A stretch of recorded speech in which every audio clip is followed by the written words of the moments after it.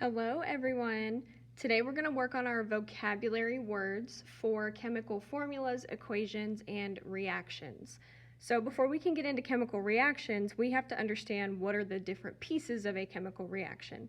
So you need one piece of paper, something to write with, and a pair of scissors. So just like we did our atom vocabulary foldable, we're going to do the same thing for this unit. So you're going to take your piece of paper, and it needs to be landscape or long ways in front of you, and you're going to take each side and just fold them to where they meet in the middle. Make your creases. And then again, just like in our atoms foldable, we are going to need 6 flaps for our 6 words. So right here where you just folded, we are going to cut this into thirds. They don't have to be perfect, just get as close as you can. And now we are ready to write. So put your scissors back in the bucket, grab your pen or pencil, whatever it is you're going to write with, and we are going to start in the top left box. And our first vocabulary word, let me see if I can get that to, there we go, focus a little more, is going to be the word element. E-L-E-M-E-N-T.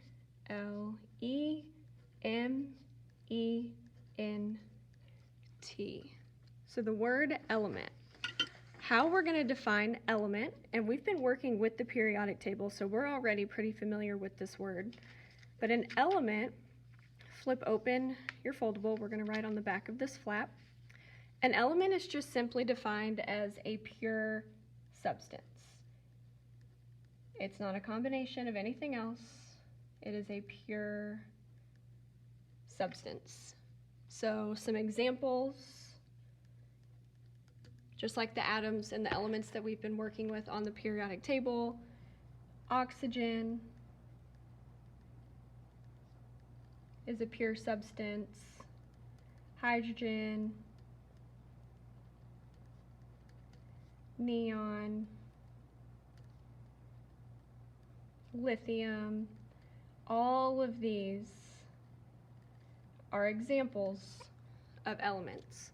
And remember that we represent elements with a capital letter. So oxygen is just a capital O, hydrogen is an H, but also keep in mind some of our elements have 2 letters that represent their name. Their chemical symbol is 2 letters. So we start with a capital N and then a lowercase e. For lithium, it would be a capital L and a lowercase I. This is going to be really important whenever we start writing our chemical equations and formulas and representing our chemical reactions. So please make sure that you're writing this correctly. You start with a capital, and the second letter is always lowercase if you're labeling an element. So we are going to move on to our next word. I'm going to close element. We're going to go right below element to our middle flap on the left. And now we're going to define the word compound. C-O-M-P-O-U-N-D.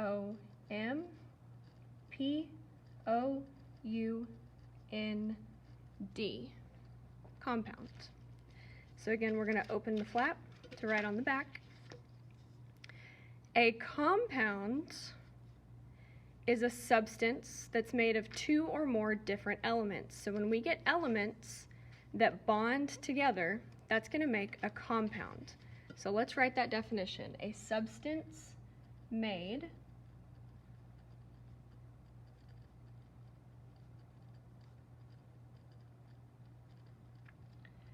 of 2 or more, it doesn't just have to be 2, you can have 3, 4, 5, 6 elements all bonded together. So a substance made of 2 or more different, being the key word, 2 or more different elements. So what are some examples of those? What exactly do these look like? So here's some examples. CO2. So notice, this is why we have to be really careful with how we write these. I have a capital C and a capital O. That lets me know that this is carbon and oxygen bonded together. Because don't forget, there's an element named cobalt that's capital C, lowercase o. So if you were to write this lowercase, it would be something completely different. So we have to be very careful how we write these. This is carbon dioxide. Something else that would be an example, H2O, hydrogen and oxygen, that bonds together to form water. We could have NaCl, which is sodium and chloride put together, or sodium and chlorine. This is called sodium chloride. This is actually table salt. Remember I said that it could be 2 or more. So another example, C6H12O6. This is glucose. If you remember from photosynthesis, this is the sugar that plants make. And CO could be another example. That's carbon monoxide. Carbon dioxide, this is what we breathe out. Carbon monoxide is toxic to humans. So those are compounds. We're going to close this, and we are going to move on to a word, molecule. So we're going to go bottom left, our third box on the left. This is molecule, M-O-L-E-C-U-L-E,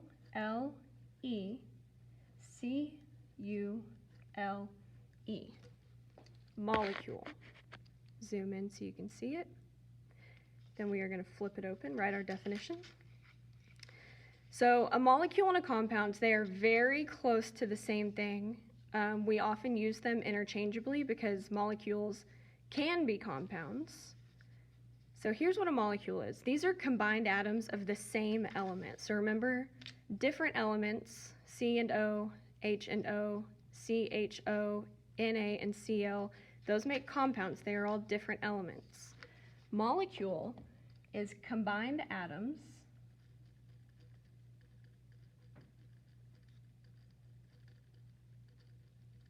of the same element.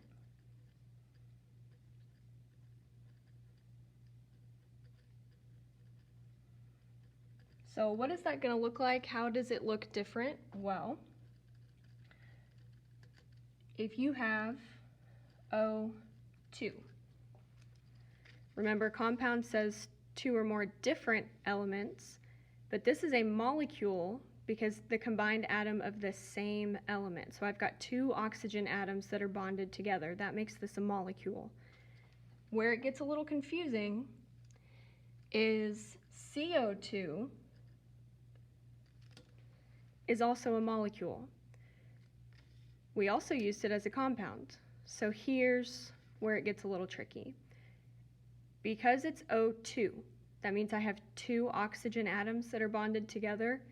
This is the same element, which means this is a molecule. C and O are bonded together, which makes it a compound. So carbon dioxide is a compound, and it's also a molecule because you have at least 2 of the same element that's bonded together. So another example could be H2O. So I have 2 H's, only 1 O, which makes this a molecule and a compound. This is only a molecule because there's no other element. Molecule only. If you look up here, C and O, I have 1 carbon, 1 oxygen. Those are only 2 different elements. This is a compound, not a molecule. Sodium and chlorine, 1 of each. They're 2 different elements, so this is a compound, not a molecule. So it's only going to be a molecule if they are repetitive. So let's go over. Now we're on word number 4. We're going to move up to our top right. And this right here is also something that we've been working with. And this is chemical formula. C-H-E-M-I-C-A-L for chemical. Formula F-O-R-M-U-L-A.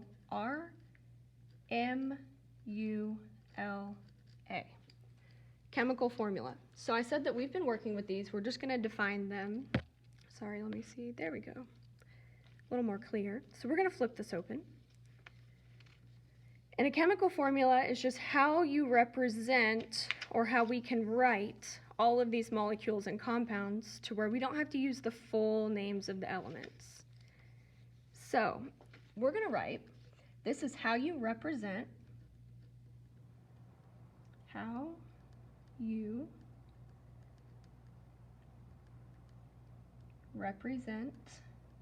A, and it could be a molecule or compound, or element, a molecule, compound, or element, using chemical symbols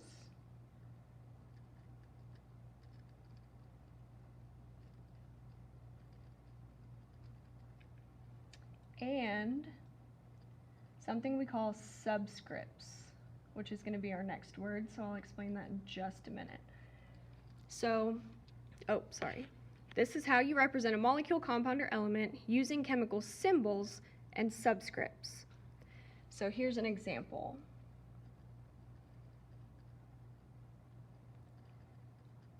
For water, the chemical formula for water is H2O. For glucose, C6H12O6.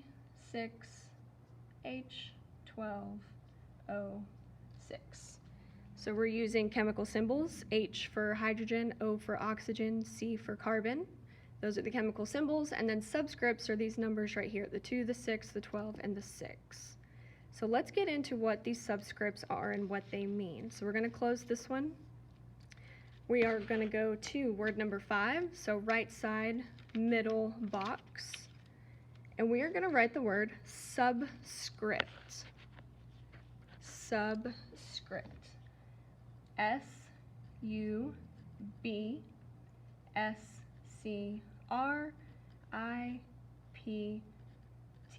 Subscript. Now remember, we have looked at how to break down words if we're not sure what they mean. So sub means below. Script is writing. So already we're writing below. So that's going to be our clue. So open up your flap. For subscript, this is a number. So here's our definition. It's a little bit long, but it's actually pretty simple. So a number written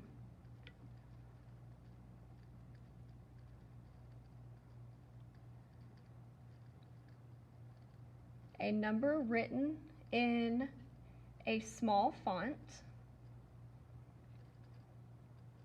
So we know it's going to have to be smaller than whatever it is we're writing with. So a number written in a small font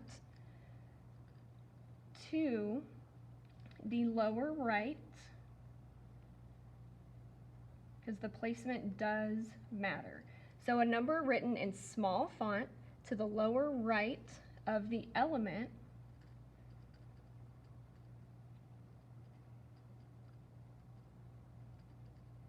to show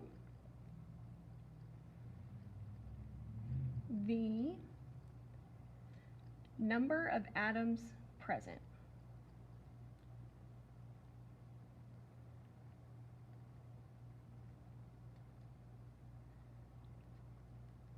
Don't want to squish my word. Okay, so it's a number written in small font. So this number, if you're using a subscript, it has to be written smaller than you're writing for the chemical symbols or chemical formulas, and it has to be to the lower right of the element that it applies to. This number represents the number of atoms that are present in that compound or molecule that we are looking at. So here's an example. If I'm talking about hydrogen, I know that the chemical formula for hydrogen is just H. But if I have 2 atoms of hydrogen present, I need to have some way that I can show that I have 2 atoms of hydrogen. So we use a subscript. So we write this small to the right. So the 2 is our subscript to show us we have 2 atoms of hydrogen. Then our next example, C is carbon, O is oxygen. So already I know right here that I have a compound, but if I have two atoms of oxygen, I'm going to write a subscript to show that I have two. Now notice I don't have a subscript written for C. If there is no subscript present, we just know that that is one atom of that element that's there. So let's move on to our last vocab word. So let's close this. This is what we call a coefficient.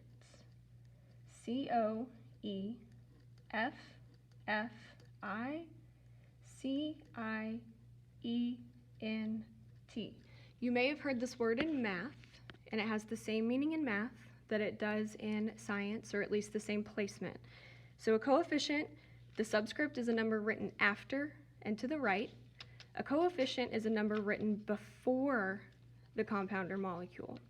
So this is a number in front of a chemical formula. A number in front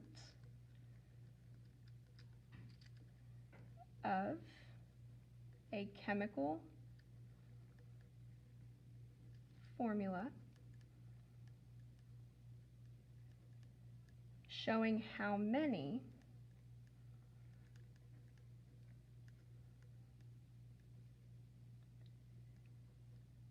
a number in front of a chemical formula showing how many molecules or compounds are present.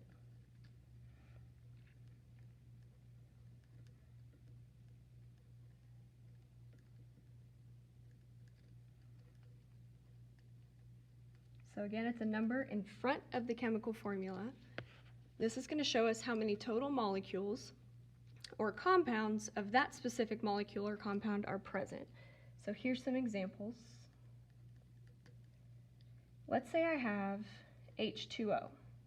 We know that this is a compound and a molecule, but if I have more than just one molecule of H2O, I need some way to show that. So let's say I have 3 molecules. I'm going to write a 3, the same size as my chemical formula. So this is now going to show me that I have 3 molecules of H2O. So 3 molecules of H2O. Or let's say I have sodium chloride, the NaCl. This is showing just one molecule. There's no coefficient, so I know this is just, compound, not a molecule. This is a compound. I just have one. If I have more than one, I use a coefficient to show how many I have. So this represents 4 compounds of sodium chloride.